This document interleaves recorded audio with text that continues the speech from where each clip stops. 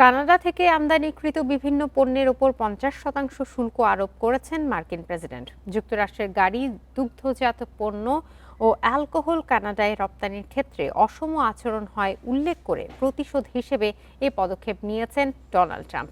আগামী 30 দিনের মধ্যে নতুন শুল্ক কার্যকর হবে। এর আওতায় নিত্য প্রয়োজনীয় ভোগ্য পণ্য থেকে শুরু করে বাণিজ্যিক সিমেন্টের মতো শিল্পজাত পণ্যও রয়েছে। তবে জ্বালানি, পটাশ, অত্যাবশ্যকীয় খনিজ এবং মাছের মতো বেশ কিছু গুরুত্বপূর্ণ রপ্তানি পণ্য নতুন এই শুল্ক থেকে অব্যাহতি পাবে।